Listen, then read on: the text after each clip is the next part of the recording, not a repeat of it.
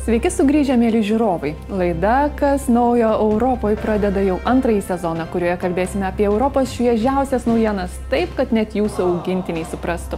Nepamirškite paspausti ant šios laidos patiktuką, prenumeruoti Europos komisijos kanalą, o komentaruose parašykite, kokį klausimą norėtumėte užduoti Europos komisijos pirmininkiai Ursulai von der Leyen. Geriausias klausimas gaus prizą. Šiandien kalbėsime apie naująją Europos komisiją, kompensacinius muitus elektromobiliams iš Kinijos, socialinių platformų priežiūrą Europoje ir pirmąjį pasaulyje dirbtinio intelekto reglamentą. Vasaros pradžioje, birželio 6-9 dienomis įvyko Europos parlamentų rinkimai, kurių metu ES šalių gyventojai rinko savo kandidatus atstovauti jų interesams Europoje. Iš viso išrinkti buvo 720 Europos parlamento narių 5 metų kadencijai. O kas toliau? Parlamento rinkimai tai yra tik visa ko pradžia, dar reikia išrinkti naują Europos komisiją. Trumpai papasakosiu, kaip tai vyksta. Pirmiausia, atsižvelgdama į rinkimų rezultatus, Europos vadovų taryba, valstybių vadovai, siūlo Europos komisijos pirmininko kandidatą Europos parlamentui. Jo tinkamumą patvirtina daugumos parlamento narių balsavimas. Kaip jau tikriausiai žinote, Ursula von der Leyen buvo perrinkta antrąjį kadencijai eiti Europos komisijos pirmininkės pareigas. Sveikiname, Ursula.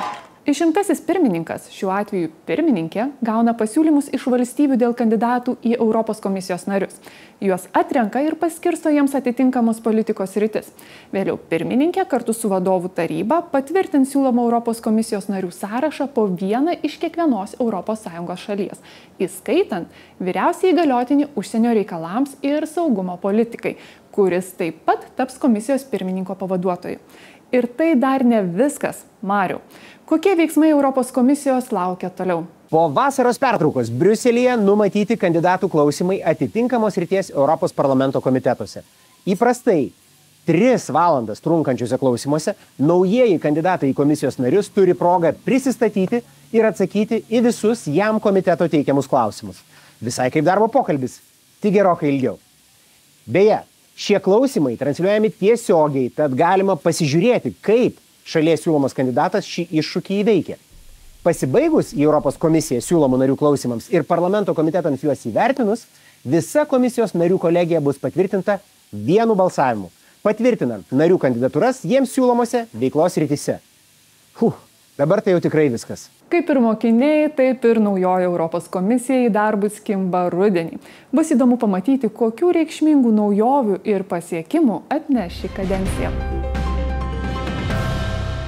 Europos komisija nusprendė imtis veiksmų prieš Kinijos elektromobilius. Nuo šiol jų importas bus apsunkintas laikinaisiais muitais.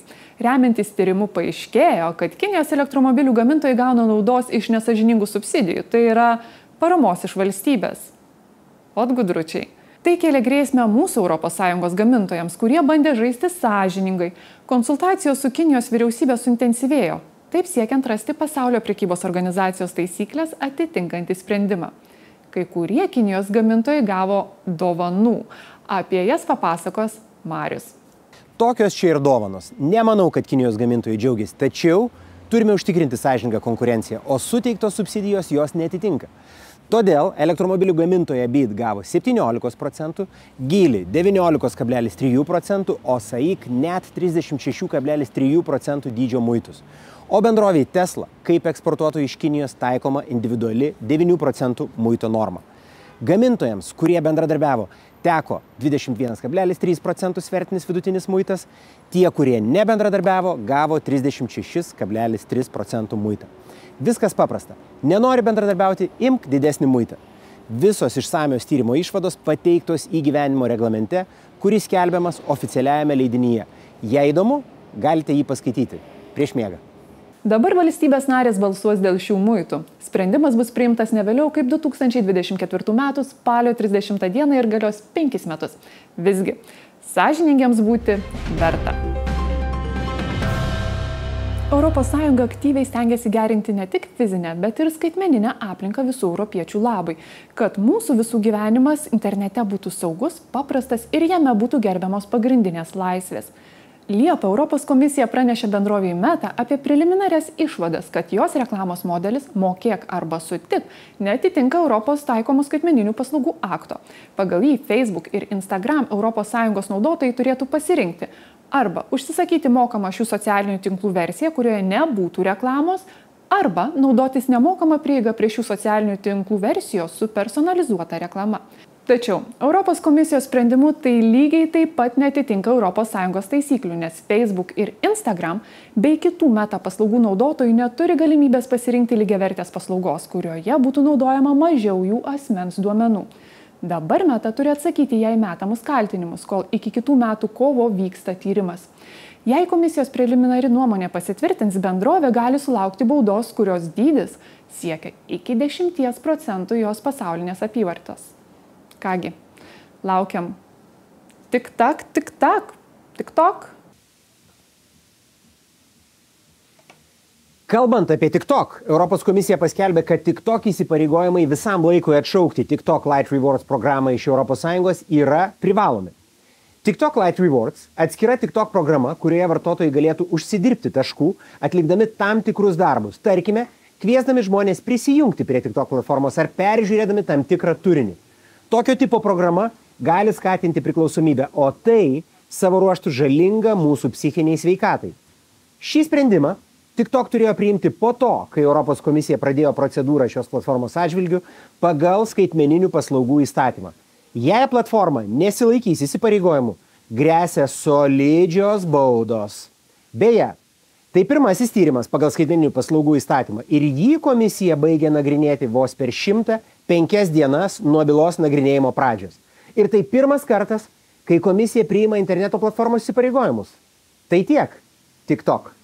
Belieka tikėtis, kad kiti interneto platformų kūrėjai laikysis ES galiojančių įstatymų ir nebesikėsins į mūsų skaitmeninę gerovę. Rugpjūčio pradžioje įsigaliojo Europos dirbtinio intelekto aktas. Pirmosios pasaulyje tokios dirbtinio intelekto taisyklės. Šiuo aktu siekiama užtikrinti, kad ES kuriamas ir naudojamas dirbtinis intelektas būtų patikimas ir kad būtų taikomos priemonės skirtos apsaugoti pagrindinės žmogaus teisės. O kokios jos? Plačiau papasakos Marius.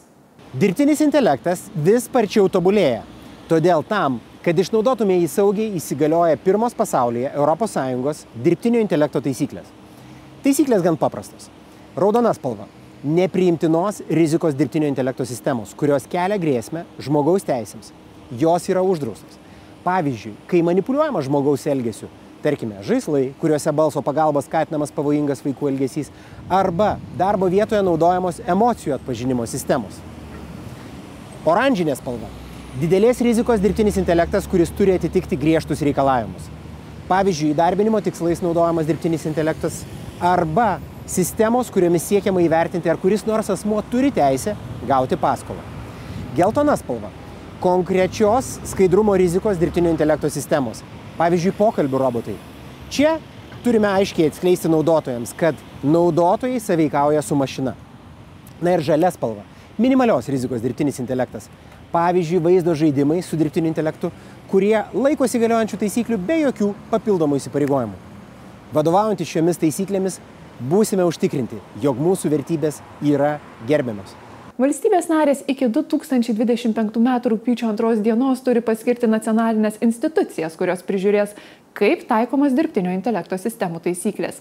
Beje, didžioji dauguma šių taisyklių bus pradėta taikyti tik nuo 2026 m. rugpjūčio mėnesio. Ačiū Jums, kad žiūrėjote laidą Kas naujo Europoje. Tikimės, jog ne tik sužinojote kažką naujo, bet ir pajutote tikrą Europos pulsą. Ate!